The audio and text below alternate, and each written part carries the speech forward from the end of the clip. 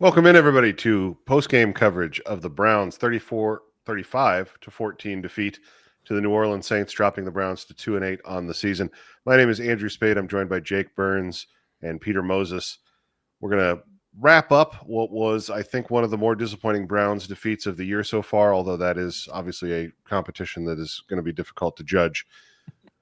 I think the place to start, Jake, that I kind of want to come from is the angle you wrote about it in your article on brownsfilmbreakdown.com, the idea that this should have been, of the remaining games the Browns have, one that represented an opportunity for the team against a team that just won with a replacement head coach last week after a 7-game losing streak, a team that is not very good offensively or defensively according to most metrics, and a Browns team that's coming off of a bye week, relatively healthy, and has a quarterback that actually can run the offense pretty competently.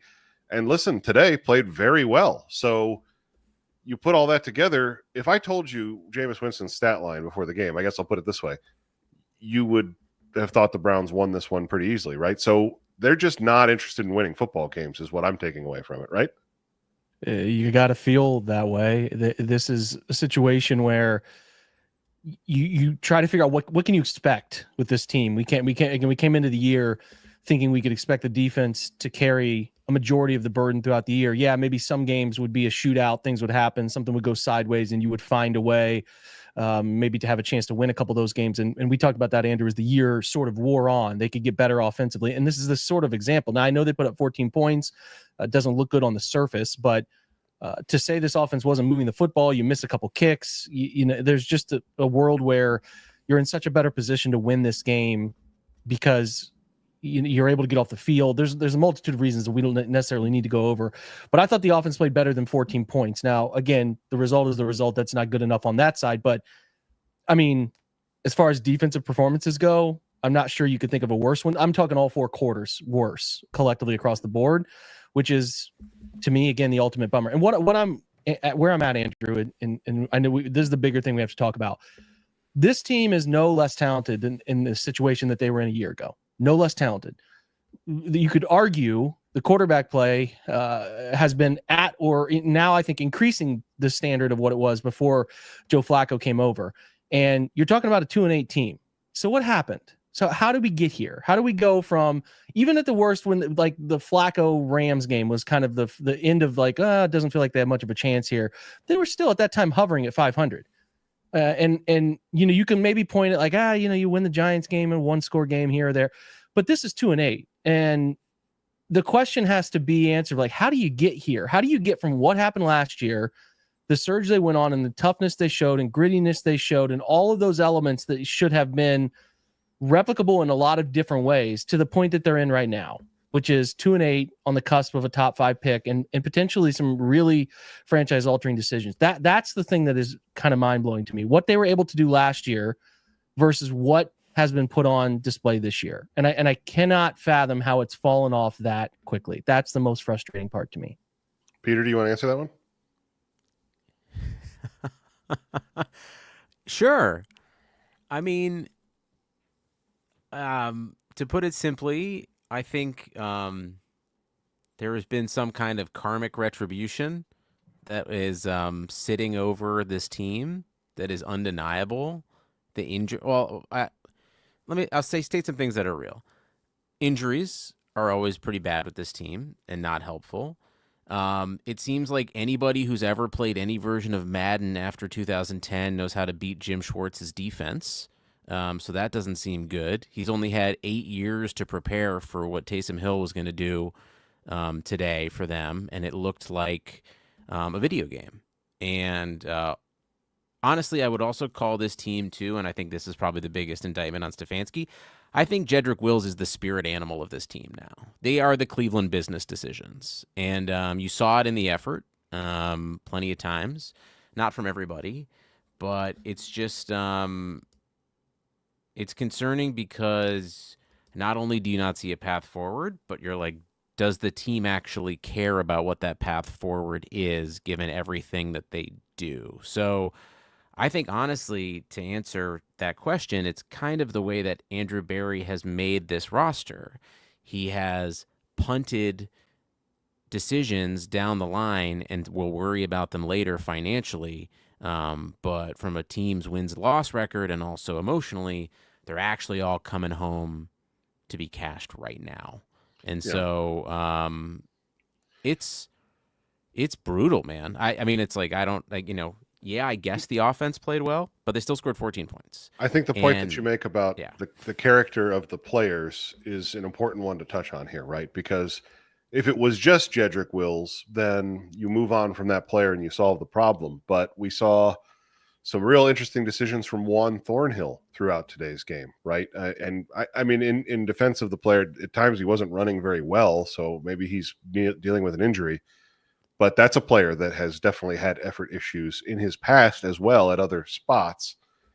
That, to me, was showing up on film. I don't think you can ignore the fact that the Browns and the way that they have constructed this team has not seemed to account for the mental resilience, toughness, prioritizing winning at all costs that you would expect and that you would hope for from an NFL team, because in these situations where there is adversity, you don't see them respond the way that a lot of NFL teams respond.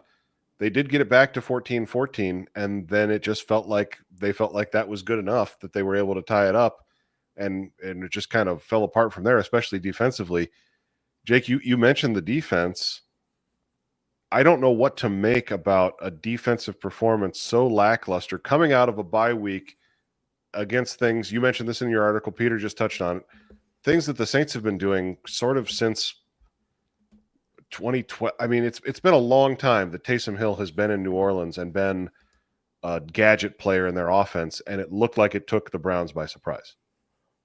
Yeah, it's incredibly frustrating to have his first touchdown be on a zone read where you have to have a guy responsible for the running back and a guy responsible for the pull, and Juan Thornhill's caught creeping inside. Nobody near Hill on the first touchdown. Second touchdown, missed tackle inside, the tackle box where he just is there to be brought down. And I think it was Grant Delpit who missed him. And then the last touchdown, it was a laugher, like a genuine laugher that you see at a JV football game of overpowered teams. We're like, hey, we're going to get in a tight formation, 3 tight ends, and we're just going to let the fastest guy run to the edge and run away from everybody. That was the type of effort you saw. And I have no words for that, how that could happen, how you could be so woefully unprepared for those situations where Taysom's at quarterback, what they can do, what they like to do from it.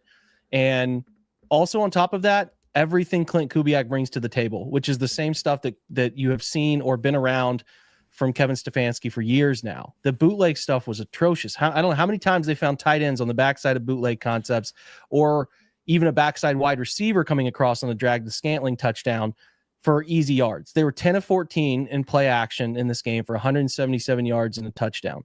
I mean, it didn't get any easier. The Saints also converted 4 of their 5 first downs they converted on third downs. They were 5 of 10 for the game, came on 9 yards or more, where they couldn't either get somebody to the ground, or they over pursue, or they're over ambitious, or the word probably zealous, and they get themselves out of position. I mean, I don't know what to say anymore. I like the question you ask is, off of my original point that I made before we switched the topic, was like, okay, how do we get here? With the offense, it's whatever they try to do, overhauling things has gone the complete opposite direction of what you hoped. It has uprooted every bit of belief they had that they could continually do things that produced yards consistently, rhythm, all of it. They're getting better, we could agree, but this has taken 10, 11 weeks to get better. Defensively, what's your excuse? It's the second year of the system you've been in. You know what your weaknesses are. You know what your blind spots are. So you know what teams are going to try to plan and put in place to give you trouble. And they cannot answer those schemes that teams are putting in place to give them trouble. And that, to me, is not a, rats, disappointing from the players thing. It's a, you're not good enough as a coaching staff to figure this out. And when that starts to be the situation, that's where you start to have to make business decisions as a franchise about, is this person and the leader of this group good enough to get this done for us? They had 6 total pressures on the game, defensive line. It's almost what are we doing? Yeah. What are we doing? So like, I'm just at the point where if you guys can't figure this out in the second year, you had a great run where you were one of the few teams playing that very aggressive man style you brought back into the fold. But everybody watches your film for a year. Everybody understands what you like to do. Then they start to take advantage of you. And can you alter what you like to do based on what other teams like to do to you? And what we have now is a simple case of evidence that Jim can't do that. And I think it cost him his job in Philly. And I think it has put the Browns in a spot that they cannot crawl out of at this point. And I just find myself saying, there's a lack of belief on that side of the football. The same lack of belief that we thought was there from the offensive side earlier in the year is starting to creep into the defensive side as the year wears on and teams continually just pick apart what they can't, schematically, what the weaknesses are of what they're trying to do, which is a disappointment, to say the absolute least. I think there is something, you touched on something, Jake, that I want to highlight. There's something incredibly frustrating about watching a game where the announcers are talking about Clint Kubiak and how he cites Kevin Stefanski as being influential in his development as a coach. And then you watch Kubiak run all of the stuff that Kevin Stefanski brought to Cleveland, ran successfully in Cleveland against the Browns defense. And not only is that successful, but then when the Browns are on offense, they're not doing any of that anymore. So they gave up the thing that made Stefanski famous and that he taught to Clint Kubiak to a certain extent, or that they learned together. And now they're getting beat by it while not doing it themselves. It feels like you basically had a 2022 Browns team beat the 2024 Browns team today. Yeah, that's a good way to put it. Yeah. Yeah, except for Taysom Hill, who's like from 2008. Like it looked like the Patriots with their hands and their, that Belichick game where he pulled his hair out because Ronnie Brown Wildcat stuff came into play out of nowhere. It's like, holy cow! What are you doing? How can you be? That's the thing too. You're coming out of the bye. Hey, what do the Saints like to do? What are they going to try to throw at us? Oh, these very simple things. They're going to bootleg like crazy off the run action, and they didn't even run the ball that well. Kamara didn't even really have much effect in that part of the game. It's like it's almost like if you told me right now, having sat here, that hey, Jim Schwartz forgot Taysom Hill played on the Saints. He just totally forgot. They didn't prepare for it. I'd be like, yeah, that sounds about right. That's how unprepared they look to handle run fits in those situations, handle the player himself. And it's like, I mean, you can't do anything but just chuckle to yourself, because you're like, how are the Saints going to beat this team? They have no Chris Olave. They have no Rashid Shaheed, who's the lid lifter for that side. They're playing like Marquez Valdez-Scantling. They're playing Dante Pettis. They have no backup running back. You got 470 yards hung on you by this team. It's not like, again, Alvin Kamara was not really that big of a factor in the game. He didn't score, and he had like 85 total yards, and they gave up that production. Couldn't cover Foster Moreau. Like, I am so confused how coming out of the bye week this is the case. If you were really beat up, and at times, Andrew, we were talking about this last year, they were really beat up, lost the safeties, down a corner, the linebackers were in hell. Like that was understandable, because this is a relatively healthy defense outside of not having JOK. Right. And this is the product on the field. And I don't know what else to say other than, hey, man, people are going to lose jobs. They keep doing this. People are going to lose jobs, and players are going to have other locations to play next year. I don't know what else to say at this point. Like, that's just the result of this type of stuff is serious ramifications. That's it at this point. I do want to talk about two injury issues that cropped up. We obviously all saw what happened to DeJuan Jones. Really bad news there. Got rolled up by Wyatt Teller, and it's a fractured ankle, which is going to end his season. So Jones is going to go on injured reserve and not play again this year. Just real quickly, Andrew, how does PFF grade that when your pass blocking is so bad you fracture one of your teammates' legs? When you look like a stuntman? When you look like you've been lifted off? A 40, 40.5? Yeah. I'm just curious what the... I mean, probably PFF grades that really strongly. I wouldn't be surprised. They're all over the place. But it's not his fault DeJuan's ankle was in that area. At least when Jack Conklin got hurt from Jed Wills last year, Jed threw the other player into him. Right. Yeah, this was just literally, it looked like Wyatt Teller was being picked up by a forklift. I've never seen that from Teller. The question at the top of my head is, what happens with Jed Wills now? Is he coming back? Is he going to play Thursday? Are they going to put that guy back out there? Or is he going to continue to be out and they're going to play Jermaine Ifedi at left tackle? I think either scenario is flawed for different reasons. It's very interesting to me what happens there. Disappointing from the standpoint that you don't get to see DeJuan Jones continue to play at left tackle for the rest of the season. The other injury issue, Denzel Ward suffered, I believe, what's being classified as a chest injury and did not finish the game, and was playing really well before he left for the second time, I believe, with that injury. And so a player that we know struggles with health issues and is back on the sidelines. We'll see what happens there. But I believe, as far as I understand, those are the two main injury issues that come out of this one. And another microcosm, Andrew, of like we wrote about mid-season performances and what we're watching the rest of the season, which we hit on. Hey, let's watch Mike Hall. That's an interesting D-line development. And let's watch DeJuan Jones. And in a matter of like 3 days, both are done for this season, potentially. So that's like, who are you watching the rest of the year kind of thing, where you're like, let's see these young players develop. And two of them are not even through the game. What it speaks to is the fact that when you're in the position the Browns are in roster construction-wise, you don't have that many young players that have development room left, right? They are a veteran team. The development of their players, for the most part, is capped out. You can still talk about Cedric Tillman, Ronnie Hickman, I suppose. But for the most part, the players are who the players are, right? There's a player on this team, Rodney McLeod, who is retired at the end of the year. So there's not a lot more that you're expecting to see out of some of these guys. And that means that there's not a lot of growth. So what they're putting on film, one of the things that I am thinking week by week here is what they're putting on film this year. There's no reason to expect that it's going to magically get better next year if you bring the same coaching staff back. No, I don't. I mean, that's where you get to the question of, we're asking ourselves, how did it go from a place last year where we're like, holy cow, they turned the corner on belief. They got guys buying in. They got guys playing above their weight. They got everything we want in terms of achieving the unachievable happened. And you're like, that's awesome compared to some of the years before that where they folded at the end of the season or in some of those games. So it completely flips this year.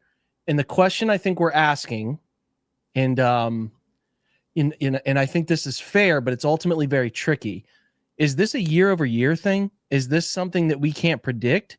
Because I don't know that that's like, I don't know that you can sort of hand wave any of that stuff in one direction. I mean, I actually think you got to lean the other way, because I'm watching a team in Pittsburgh believe year over year and overachieve to the talent that's in place as they go to 8-2 and lead the division and are coming into Cleveland on Thursday. And I'm watching teams that have culture developed, and it can be from a sort of slew of different places. I think the Eagles, you would agree, are more player-driven culture. I think the Steelers and the Ravens too, are a coach-driven culture. I think there are plenty of examples on both sides of the fence.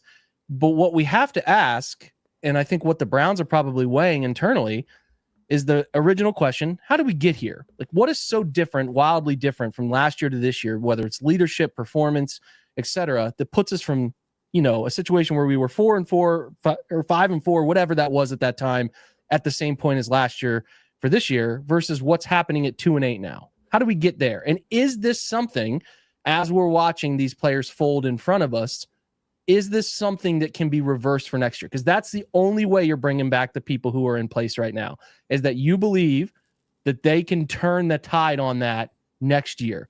Because otherwise, there is no evidence. Like, if all things were equal, there is no evidence that you would want to bring this coaching staff back at this point, and even question Andrew Berry, because this is what we've seen in the most recent iterations, is this stuff that is happening right in front of us. But we also have to recognize that what happened last year wasn't fake. They were doing the opposite of all of this. They were doing so many quality things and overachieving and making things happen that you were like, they're clearly a bought-in team. You watch those locker room celebrations, they were in. They were locked in. They believed in everything going on around them. And who you want to attribute that to, whether it's this miracle Joe Flacco run, whether it's whatever, that did happen. And I think that the thing that you're asking is, if we were to like somehow almost like Men in Black ourselves away from that, or the extensions for Andrew and Kevin, you would say these guys are done. There's no way they're bringing this coaching staff and front office back. But the things that happened did happen. And I think that those things are what you're kind of weighing. I am starting to lean toward, and if they continue to stack performances like we saw today, I don't know how you run it back. I really don't. It doesn't feel right to me. But there's more games to be played. We'll see what happens. And I think there is still the element of like, we'll maybe get a little look in the like a fly on the wall with Hard Knocks is coming. We're going to see things we've never seen. And it's not even going to be as deep as we want it to be, but we're going to see the mannerisms of people in the building, the players, what they're saying as a coaching staff.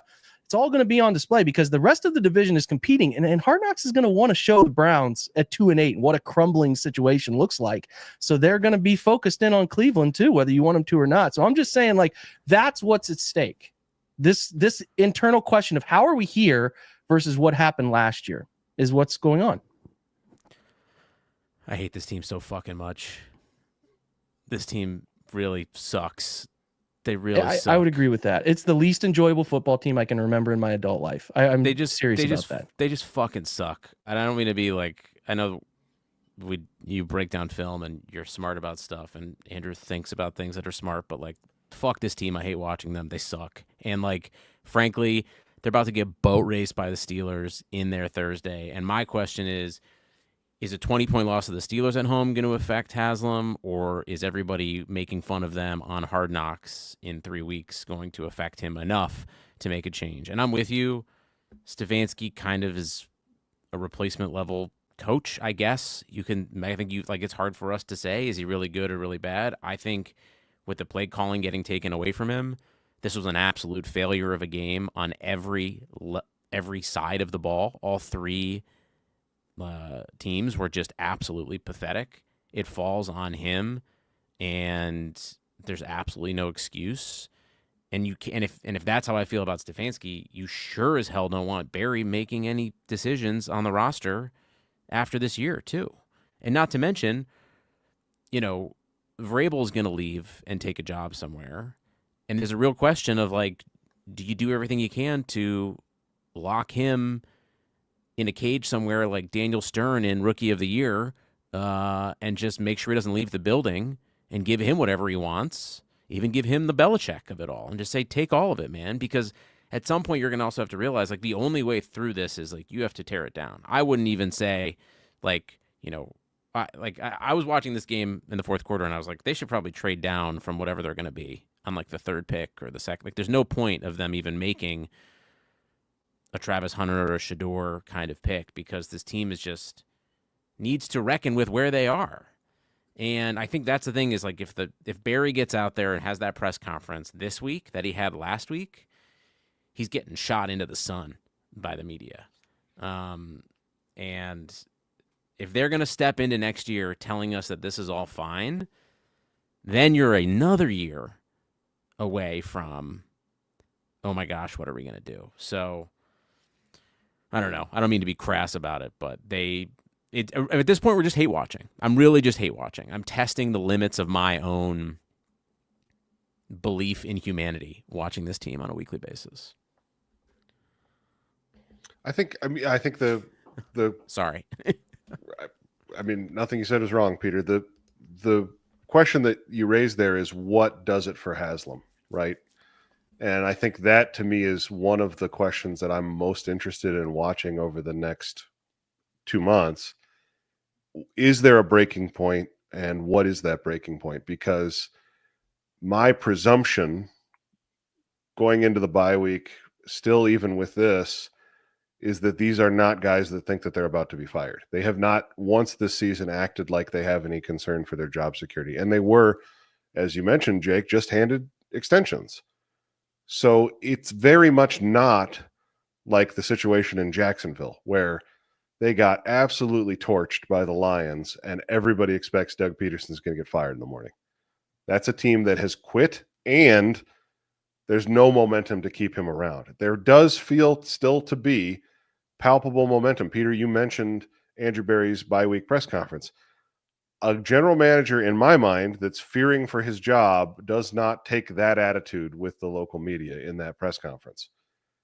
I do think that there's the chance, as you mentioned, if they get blown out by the Steelers first or second time, or when, any of the other divisional games, or who knows, the Chiefs come to town in mid-December, if there's a 50-point loss in there or something, does that move the needle? Is there something that gets aired on Hard Knocks that moves the needle? I don't think we know the answer to that, but I do think, Jake, it feels to me like that's what this is really all about in terms of those changes, because it's not just the head coach, the general manager. You're talking about Paul DePodesta as well. They have committed so firmly to this course of action, including the way that they handled the salary cap, that what the current front office and the way that they run things feels like the Browns way right now. And changing course on that feels more unlikely than it has in any other 2-8 Brown season that I can remember. Yeah, I think that's fair, especially considering other seasons where they were 2-8, what's at stake. Yeah, there's a lot of factors here. There's a lot of different things that have happened that have taken place. But it is noteworthy again that a guy who said he wasn't going to travel was there, and he was front and center. Mike Vrabel was talking to Shaking players hands, pretty high consistently. fives. Yeah, Now you could make an argument that he was there putting on a show for the Saints, brass that was right. that is going to be hiring. Yeah, right. So that I mean, what we could go whatever way we want with that. I do think that it would be definitely noteworthy that Vrabel is a great coach, but he's also a different coach. It would be a completely different pivot for the Browns to go away from what you're talking about. So if they do go that direction, you're talking philosophical internal difference than what they've technically had, right? It's also noteworthy that Vrabel is going to have, I think he's going to be one of the hotter names in the cycle. He's a year removed from that Tennessee situation, and it starts to be where people are like, less, what happened in Tennessee? And more, oh yeah, Vrabel, he's really good. He's going to have a lot of opportunity. There are not as many hot coaching names in this cycle as I think the last one had. So I'm just saying, like, if the Browns are trying to lock him down, or what, I don't know, whatever way you want to frame it, would be very strange. The whole thing would be, the dynamic would be very strange if he's just sitting there sort of waiting. But if that's the case, they are going to have competition. And if Vrabel has an opportunity to go somewhere good, just because he's in Cleveland doesn't mean he's ultimately just here to stick around. He wasn't trying to get a leg up. I genuinely don't think Mike Vrabel came to Cleveland to get a leg up on some opportunity in Cleveland. Like, he came here for reasons that are about making him a better coach, different ways to look at the game, because the Browns do pursue things, think about the analytics stuff differently than what they were doing in Tennessee, which was very much behind, if you paid attention. I think that stuff. And he also had a great relationship with Jim Schwartz, and he developed one over time with Kevin. And I think people think he's here to like be, and he was talking about when he was brought in, he's like, he's here to take the job when he's done. No, like, he came to do certain things. Could that be what unfolds? Sure.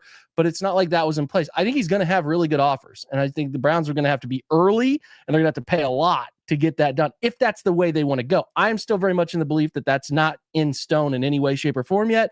And like, if you're a person leaning into that as like, that's imminent, that's what's going to happen, I just think be careful, because I don't know that that is going to work out the way you maybe envision it's going to work out. But there's a lot at play still. 7 games left. If you have 4 more performances like this over the next 6 weeks, how can you justify it? I just think that there's more evidence that needs to take place, and it will unfold, because they got a lot of really good teams coming up on this schedule. The Broncos, perception at the beginning of the year, that's a win. You can get that win. Not happening. They just boat raced Atlanta at home. The Steelers twice. You got the Ravens again. You got the Bengals again. All teams very good, hunting playoff burst. Oh yeah, Kansas City and Miami are still lingering there too. You just see what Sean Payton did in a year and a half. Yeah, exactly. I was just about to say that, Peter. You totally Vrabel didn't come in to take this job. And of course, we all thought this was a different thing. But the thing about the NFL is that life comes at you fast. I would also ask both of you, I think about Jets, Jaguars, Saints, potentially Bears, Cowboys, maybe Giants. I know our situation is absolutely dire. I'm not 100% sure that like any of those situations are vastly better. And that's not a case for Vrabel or not. I'm just like, I guess you could say we have the worst situation, but like, I don't think it's substantively crazier than any of those teams that I just said. Like, Lawrence might be cooked. The Jets are as sad as we are for a myriad of reasons. And sure, there's some salary cap things, but in thinking about Peyton, it's like, if you just get someone in here to clean up the culture and establish an identity, like, I was thinking about it watching a little bit of that Steelers game today. Every Browns fan would cut off a finger to have Tomlin in here next year. If the Steelers were ever dumb enough to just let him go, people would like carry him like Jesus Christ up the highway from Pittsburgh to Cleveland and throw him into that. Like, they need someone who is going to reestablish a different kind of culture here. And I know that's and that's unfortunate for the people who got us to this position, and they had some good years, but like, no one's hanging a banner for won a playoff game once. And I don't think this is, I just think like, If you could have a Sean Payton right now, you would take him. You would take him. You would take someone established who could. I mean, I just think and Vrabel or not, like there needs to be another. You can't run these guys back, and if they do, they are really proving that they are kind of antagonizing a fan base to say we really actually don't care about winning. They just don't care But about just winning. think about the ramifications of it. I want to remind you, like publicly, the perception from people that are not in the trenches like we are. They would have fired a guy who won assistant coach of the year last year. They will have fired a 2-time coach of the year at the end of this year. That is pretty insane to think about where they're at right now because of 2-8. That those are the things that they're letting walk. What the national talking points will be about who's ever going to fix Cleveland if a guy who won 2-time coach of the year can't fix them and a guy who was the assistant coach. I'm not saying those guys aren't above flaws. I'm not. I'm just saying, like, when you slow down and think about it, it is crazy to think that what this 2-8 season has done to what we thought of these people coming into this year. And like how it got here is something I need to understand better. From like what the decision making of these people, from the performances of the players and the schematic stuff they've put in the fold. I just, it's nuts. It's so nuts. There has to be something. I can't get there with this where it's like, how can they do the things they did last year and then go and put on the field what's been put on the field this year? It continues to make me think there's something below the surface we don't know. I will not stop believing that something weird has gone on here to be so drastically different in terms of effort, coaching, everything. I can't fathom it. I can say, Jake, is that a lot of those games last year were close, right? If you go back and think about that, we talked about it at the time. That 49ers game ended on a missed field goal for the 49ers. These games haven't been close this year, though. I know. Different. I know. But what I'm saying, all I'm trying to say is that if you look at that game, the Colts game, later in the season, you had the Ravens and the Steelers games, the Jaguars game, the Bears game. Those were all one-score games, and they all went the Browns' way. Goals. Yeah. So I know, guys. I know. I'm not talking. I know you know that, Jake. I know you know that. My point is only that winning in the NFL is contagious, and I think in this case, what we've seen is a very vivid example of how losing can also be contagious. The Browns were set up in a position this year for failure because the team knew better than anybody else that the quarterback was a no-go from training camp. And when it came into the season and that would prove to be the case, the team bailed on this whole season so fast, so early. We saw it against Washington. They were quitting in that game. And was week 5. So my only answer, Jake, other than what you're saying, which is something behind the scenes that we're not privy to, is they lost so poorly and so conclusively so early because they knew they didn't have a quarterback that the players have been done with this season for a while. The Giants and the Raiders losses are so emblematic of where this season was going. It's really, and I understand what you're saying, Jake. I think we're all kind of actually saying the same thing, that like last year was magical, but like it didn't I don't think it proved culture change, to be honest. And even through Kevin's tenure, Baker, Deshaun, Jacoby, there has not been a level of consistency that has been provided to him, and that's not necessarily his fault. But I would even just say, looking at the defense and the special teams alone, like we all were sold such a bill of goods that like they couldn't even get Bubba Ventrone here unless they made him the assistant to the head coach because he's so valuable. And it's like, the head coach has to account for the whole team too. So it's gonna be ugly. We're gonna have some ugly weeks ahead of us. That is for sure. And some real saucy primetime games coming up. I mean, just like, I am if you're not, listen, I don't encourage people to bet if they don't do it already. But if you're not fading the Browns, getting 5.5 on Thursday, and then you're not fading them by a bajillion in pretty much every other game for the rest of the year, like at least make some money off them, because they sure as heck are not. They're not trying to do it. I think we actually see this less eye to eye. I don't. There was something contagious happening last year. I can't say there wasn't. I'm not going to act like there was not something contagious going on with that team. There was a belief that even though they had PJ Walker at quarterback, they were going to win football games. So you can say what we want about Deshaun Watson and the lack of belief from him.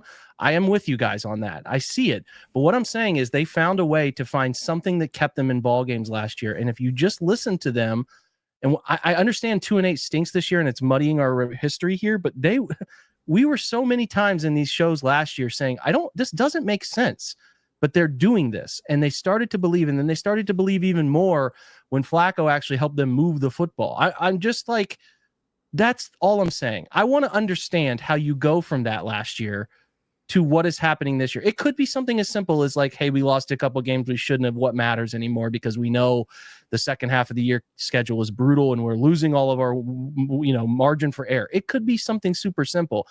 But there also could be something more that I'm very interested in seeing if we start to pick up hints of when we see inside the locker room. That's all I'm saying, because this is such a drastic difference. They're not even in some of these games. They're quitting in front of you very plainly. And all I'm getting at is that wasn't going on last year. And even like games that they had no business being in, they were overachieving. And that was meaningful to us. Like, how we went from a team that I think, like we said last year, is one of the most enjoyable, overachieving groups I've ever seen, to now we're saying this is the least, and I am leading the charge. This is the least amount of fun with the Browns team I can remember having a versus, because it's an expectations thing. I thought they were going to be good this year. There was genuine belief this roster could win football games enough to get the division, let alone just like win 8 or 9 or 10 games. And they're doing this. They're putting this into the fold. Like, I had more interest in the 0-7, 0-16 team because I knew who they were and I could just look for the silver linings. Like, this is not that. This is an utter disappointment that keeps getting more and more embarrassing. So that's all I'm saying. I get where we're coming from, and I think you guys are making valid points. I'm of the belief that there's something bigger at the fold here, and I'm very curious to see if it comes out or if we actually do see like a bread trail crumb. There we go. In a month or so, whenever. I don't know when Hard Knocks pops up. I think it's early December. Yeah, it's like the first week of December that I think the first episode drops. I think, Jake, you're absolutely right that is one of the central questions of what unfolds the rest of the season. We're still waiting really for any sort of like reporting, scooping, whatever from inside the building that kind of lets you know where everything sits. We will obviously keep our ear to the ground for that. We'll also be back all week breaking down another Browns loss. Jake is going to watch the film and tell you the good and the bad. There was some good. The offense was not terrible. They moved the ball through the air, some pass concepts that I thought looked a little bit better. So that'll be fun to watch. The defensive film room is going to be a pain, just pure pain for however long that lasts. So nothing really redeemable on that side of the ball. But we will cover it all for you at brownsfilmbreakdown.com. And obviously we've got a game Thursday. So we will let you know what we're going to do for the post game on that one. And we will have pre-game coverage of that coming to you very soon as well. So stick with us this week. We're going to have a ton of Browns coverage jammed into a very small window because they've got a tight schedule this week themselves. So until next time, for Peter Moses, for Jake Burns, I'm Andrew Spade. Thank you to everybody out there for joining us. Be well, everybody. Go Browns. Go Browns.